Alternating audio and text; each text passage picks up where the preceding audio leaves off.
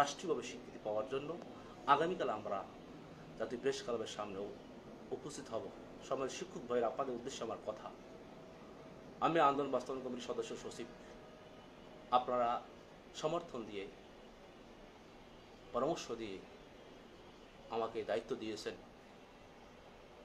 আমি আপনাদের দু পায়ে হাত দিয়ে বলতেছি, যদি আপনি ইবতেদায়ী শিক্ষক দাবি করেন, যদি আপনি ইবতেদায়ী শিক্ষক হিসাবে নিজেকে পরিচয় দিতে চান, যদি ইবতেদায়ী শিক্ষক হিসেবে আপনি রাষ্ট্রীয় স্বীকৃতি দিতে চান, আপনার দুই পায়ে হাত দিয়ে বলতেছি, বাড়ি থাকবেন না, প্লিজ বাড়ি থাকবেন না, ঢাকা চলে আসবেন। আগামীকাল আমাদের এই সমাবেশের মাধ্যমে প্রমাণিত হবে বাংলাদেশে 92% মুসলমান দেশে ইসলামী শিক্ষা, বুনিয়াদী শিক্ষা, ইত্যাদি শিক্ষকরা লাঞ্ছিত, বঞ্চিত, অবহেলার শিকার।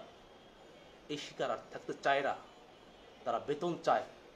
বেতন নেওয়ার জন্য, রাষ্ট্রীয় স্বীকৃতি পাওয়ার জন্য তারা যদি রক্ত দিতে হয় রাজপথে রক্ত দিতে প্রস্তুত, জীবন দিতে হয় রাজপথে জীবন দিতে প্রস্তুত। তবুও ইসলামী শিক্ষাকে বাংলা জীবনে প্রতিষ্ঠা করার জন্য তারা ঐক্যবদ্ধ। সম্মানিত শিক্ষক ভাইরা, আমরা যারা মনে করি হয়তোবা আমার প্রতিষ্ঠানে 5 জন শিক্ষক, 2 জন চলে গেছে, আমরা ক্লাস নিতেছি, সেটা যদি মনে করেন এইভাবে আমরা আন্দোলন করব, বছর যাবে, যুগ যাবে, কিন্তু আমাদের বাস্তবতা অনেক দূরে।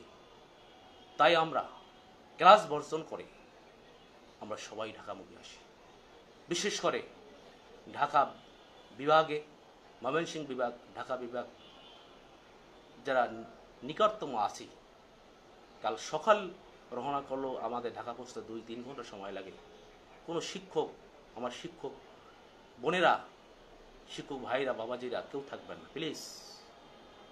আবারও বলতেছি, আপনাদের 2 পায়ে হাত দিয়ে বলতেছি, আমরা এটা নিয়ে আর বেশি করতে চাই না।